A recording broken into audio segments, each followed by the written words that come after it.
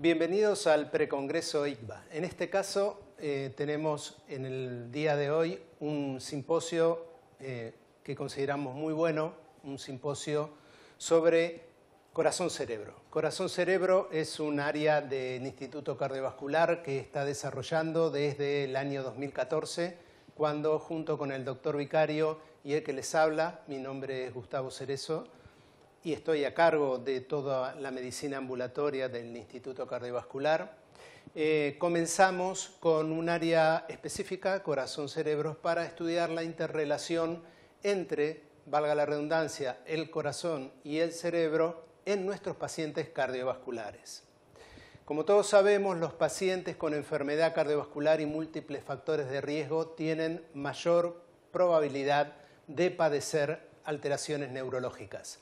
Clásicamente los conocimos a través de los cuadros ictales, como el ataque vascular encefálico, el AIT, etc. Pero con el avance del tiempo hemos descubierto que muchas de las patologías neurológicas tienen una clara relación con los factores de riesgo cardiovasculares. En realidad comparten los mismos factores de riesgo.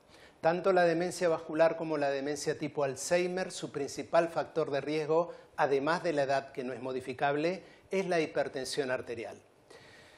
Entonces, nosotros tratamos de buscar, a través del área corazón-cerebro, la detección precoz de este tipo de problemas, de este tipo de patologías, como por ejemplo el deterioro cognitivo, que puede desembocar posteriormente en demencia, de manera de encontrar rápidamente estigmas que nos permitan tratar más activamente, más intensivamente a nuestros pacientes vasculares en riesgo de desarrollar alteraciones neurológicas.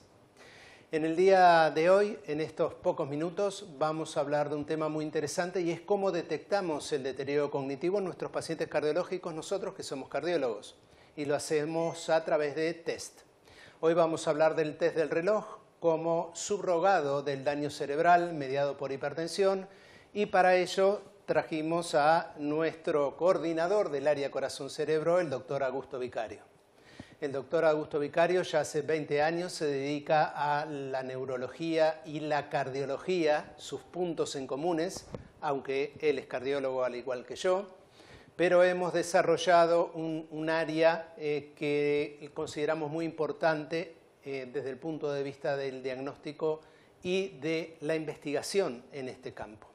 El doctor Vicario es médico cardiólogo, como les decía, fue coordinador de varios estudios en relación a el deterioro cognitivo y factores de riesgo vasculares, y junto conmigo hacemos la dirección ejecutiva de la Red Federal Corazón-Cerebro, que es una red de muchos centros en la Argentina e incluso en países limítrofes que nos dedicamos a estudiar este tipo de interrelación. Augusto, gracias por venir y podés comenzar cuando quieras. Bueno, muchas gracias por la presentación. Y antes de explicar por qué el test del reloj debe ser considerado un subrogado del daño cerebral mediado por la hipertensión arterial, quisiera partir de algunos preconceptos. En primer término, que el cerebro es un órgano blanco de la hipertensión arterial y como tal es soslayado de la ecuación de riesgo y estratificación en los pacientes hipertensos. Por otra parte, la hipertensión arterial es considerada el principal factor de riesgo vascular modificable para desarrollar demencia o enfermedad de Alzheimer, dicho por la Asociación Internacional de Alzheimer en el año 2014 en su reporte anual. La hipertensión es la principal causa de enfermedad de pequeño vaso a nivel de la subcorteza cerebral y por tal, este daño isquémico desmieliniza la sustancia blanca y genera desconexiones entre los circuitos córticos subcorticales. La carga y la progresión de estas lesiones de sustancia blanca van a estar determinadas por el tratamiento y el control de la hipertensión arterial. Y por último, que el dominio cognitivo más afectado en los pacientes vasculares, en este caso los pacientes hipertensos, es el dominio de las funciones ejecutivas que tiene que ver con circuitos córticos subcorticales que involucran al lóbulo frontal. En esta diapositiva quiero mostrarles un trabajo del Dr. Heckens de la Universidad de Maastricht en Holanda, donde estudió una muestra de 192 pacientes hipertensos con una edad media de 50 años, tratando de identificar la prevalencia de órganos blancos dañados por la hipertensión arterial. Y así podemos ver en la primera columna que el corazón estaba dañado en un 20%, el riñón en un 26% y el cerebro en un 44%. Lo más interesante del caso es que el 58% de la muestra presentaba un daño cerebral teniendo concomitantemente daño cardíaco o renal. Pero lo más interesante fue que el 35% de la muestra presentaba daño cerebral sin compromiso orgánico del riñón ni del corazón. En la columna de la derecha están los datos comparativos de una investigación clínica que estamos desarrollando en el Instituto Cardiovascular con la misma metodología. 540 pacientes con una edad media de casi 65 años, donde vemos que el compromiso del daño de órgano blanco es bastante similar a los encontrados por el grupo holandés. Sin embargo, lo que estamos observando también es que el 28% de estos pacientes presentaban alteraciones en el test del reloj, alteraciones cognitivas que entonces pueden ser tomados como un subrogado de ese daño cerebral. Las funciones ejecutivas se dañan porque la sustancia blanca se desmieliniza y al desmielinizarse las fibras de asociación se desconecta el lóbulo frontal con las estructuras subcorticales. Les muestro en esta diapositiva 4 trabajos que hemos realizado con nuestro grupo de investigación. Los 2 primeros, como ustedes pueden ver, el estudio del Hospital Español con 202 pacientes hipertensos y el segundo, el estudio corazón-cerebro con 1.281 pacientes hipertensos. En ambos casos, si comparamos el daño cognitivo medido por el Mini-Mental Test, vemos que no supera en promedio el 20%, que es lo que uno encuentra en la población general. Pero cuando observamos la disfunción ejecutiva evaluada por el test del reloj o el Trial-Making Test, lo que observamos es que un 30% y más de la población hipertensa presenta un daño de su función ejecutiva. Más aún, si tomamos los 2 trabajos al pie de la tabla, veremos que un estudio caso-control, donde comparamos 60 hipertensos con 30 normotensos, y el estudio de la ciudad de Villa María, en Córdoba, donde estudiamos factores de riesgo y deterioro cognitivo, se puede observar cómo no existe diferencia entre hipertensos y no hipertensos respecto a los resultados del Mini-Mental Test. Pero nuevamente, cuando observamos los test que evalúan la función ejecutiva, vemos que la alteración ejecutiva en el paciente hipertenso es significativamente, estadísticamente superior a la que presenta la población general. Con este motivo hicimos un estudio que involucró a 1.414 pacientes hipertensos a los cuales le realizamos el test del reloj y en la tabla pueden ver un poco las características de la muestra. Fueron pacientes con una edad promedio de 60 años, no hubo diferencia en porcentajes entre hombres y mujeres. Las mujeres presentaron mayor prevalencia de baja escolaridad, es decir, menos de 7 años. Los hombres mayor prevalencia en el rango de educación terciaria, más de 12 años. Y como pueden ver, el 36% de la población mostraba deterioro en el test del reloj, es decir, deterioro de su función ejecutiva, en tanto nuevamente el Mini-Mental arrojó un resultado de un 20%. Lo interesante del caso es que el sexo femenino se vio mucho más afectado por esta disfunción ejecutiva, al igual también que los trastornos conductuales como son la ansiedad y la depresión. Y en la gráfica de la derecha es claro observar cómo el test del reloj captura mucho más el deterioro cognitivo en los pacientes hipertensos que el Mini-Mental Test, sobre todo a edades más tempranas. Estas curvas se van juntando y esta diferencia se pierde después de los 70-80 años, probablemente debido a que la declinación cognitiva va incorporando otros dominios cognitivos al deterioro y en este caso el Mini-Mental empieza a ser patológico. En esta diapositiva están representados todos los pacientes de la muestra estudiada que presentaban un Mini-Mental normal y cada una de las barras grises representa en cada una de las categorías de edad la cantidad o la prevalencia de pacientes que presentaban un test del reloj alterado. Si lo resumo, podría decir que el 30% de los pacientes que presentan un Mini-Mental Test normal presentaban un test del reloj anormal.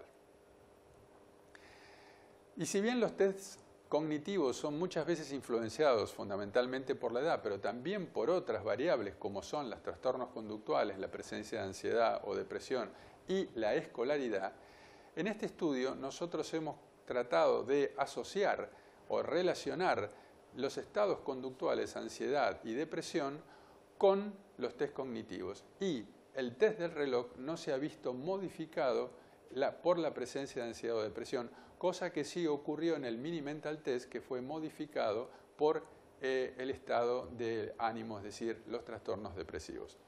Y sí, cuando analizamos los niveles de educación, se puede ver que a menor educación la posibilidad de tener un test del reloj y un Mini Mental alterado es mayor que en aquellos que tienen una educación mayor. Variables que deben de ser tenidas en cuenta en el momento de interpretar o puntuar o calificar el resultado del test. Aquí ustedes pueden observar algunos de los errores más frecuentes en el test del reloj. Los primeros 3, que son los más frecuentes, están vinculados justamente con la mayor trastorno de la función ejecutiva, la visoconstrucción y la planificación, en tanto que los errores menos frecuentes están relacionados con la alteración semántica y la transcodificación, que tiene que ver más con estadios evolutivos, donde el compromiso cortical o la atrofia cortical se ven involucrados. Para poder definir inclusive que el test del reloj es un subrogado de lo que le está pasando al cerebro anatómicamente, tomamos una muestra de 70 pacientes con una edad promedio de 70 años, en los cuales intentamos relacionar lo que pasaba con las lesiones de sustancia blanca y los resultados del test. Y en ambos casos es interesante observar que hay una correlación inversa entre lo que es las lesiones de sustancia blanca medidas por la escala visual de Fasecas y los resultados anormales de los test. En el gráfico de la izquierda está representado el test del reloj, donde por cada grado de aumento en la escala de Fasecas hay una caída de medio punto en el test del reloj, y en el caso del Mini Mental, por cada grado de aumento en la escala visual de la lesión cerebral, se ve que el puntaje en el test cae 0,7 puntos.